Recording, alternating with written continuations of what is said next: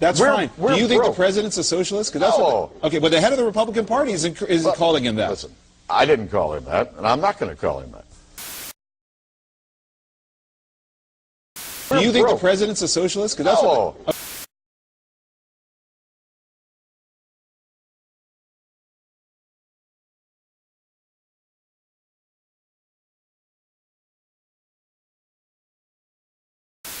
Barack Obama calls it spreading the wealth. Joe Biden calls higher taxes patriotic. Joe the plumber said it sounded to him like socialism.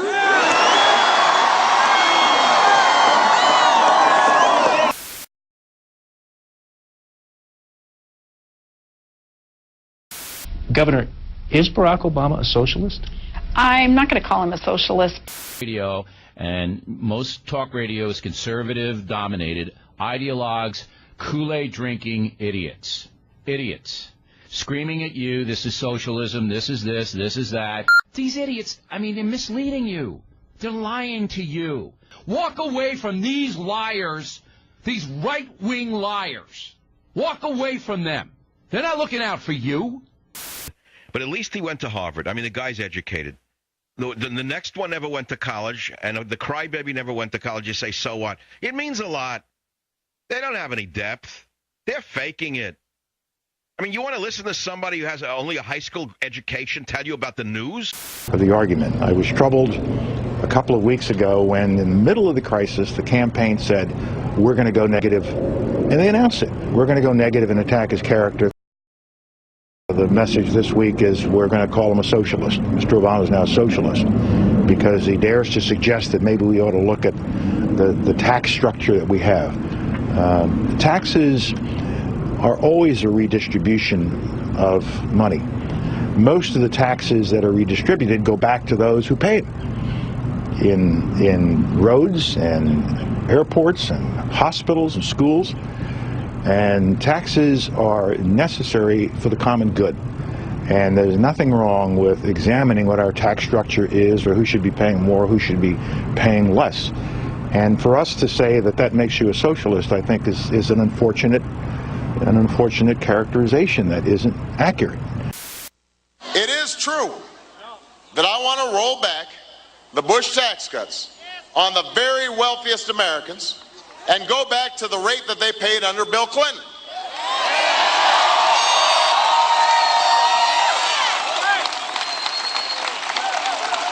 John McCain calls that socialism.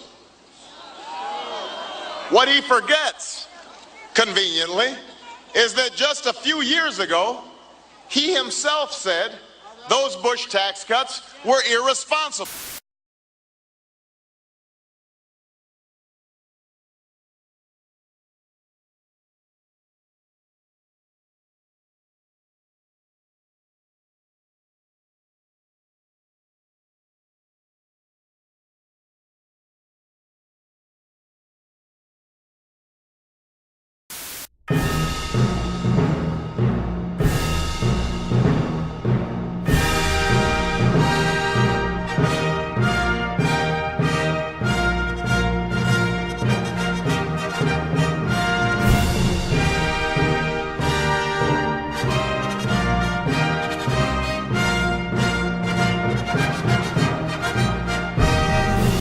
It's not that the rhetoric in a desperate flailing last week on the stump can get hyperbolic and dangerous. It's that each person on that campaign hears some of the giddying, hyperbolic, and dangerous rhetoric and tries to top it.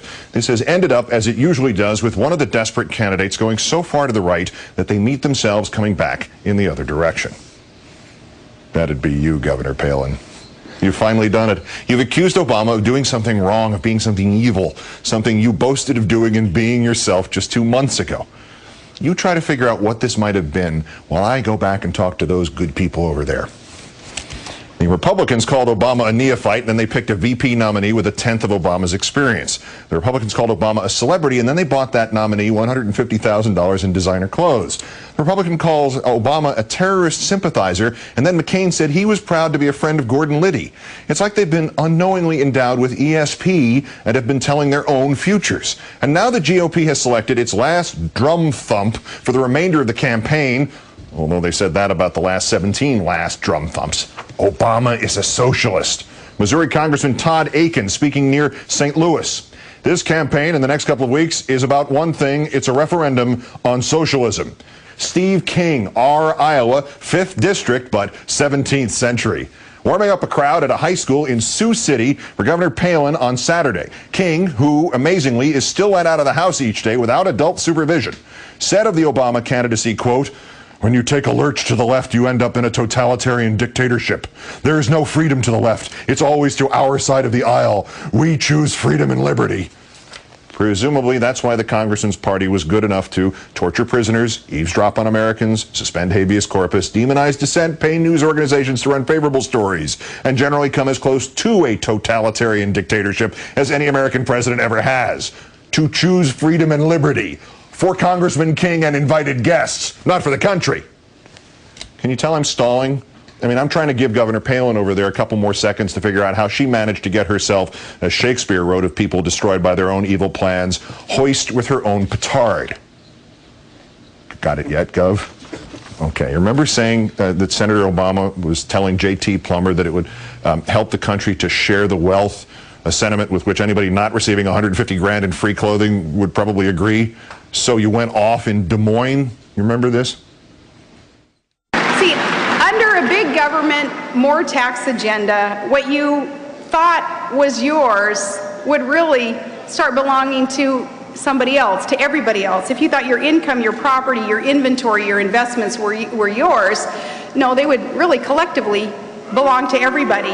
Higher taxes, more government, misusing the power to tax leads to government moving into the role of some believing that government then has to take care of us. And government kind of moving into the role as the other half of our family, making decisions for us. Now, they do this in other countries where the people are not free. So, Gov, Obama's not just a socialist, not just a redistributionist, redistributor, maybe not just a totalitarian, maybe not just a dictator, he may be a communist. To paraphrase you in Des Moines, Governor Obama wants to set up, unlike other candidates, collectively owning the resources by sharing that wealth and those resources. I mean, it's collectivist, sharing the wealth, socialist communism, I'd say. And still none of that sounds familiar to you, Governor? And Alaska, we're set up, unlike other states in the Union, where it's collectively Alaskans own the resources, so we share in the wealth when the development of those resources occurs. Who said that, Governor? Who was the collectivist share-the-wealther who was boasting to the reporter visiting from the New Yorker magazine of having been able to send a check for $1,200 to every man, woman, and child in the state since, quote, Alaska is sometimes described as America's socialist state because of its collective ownership of resources?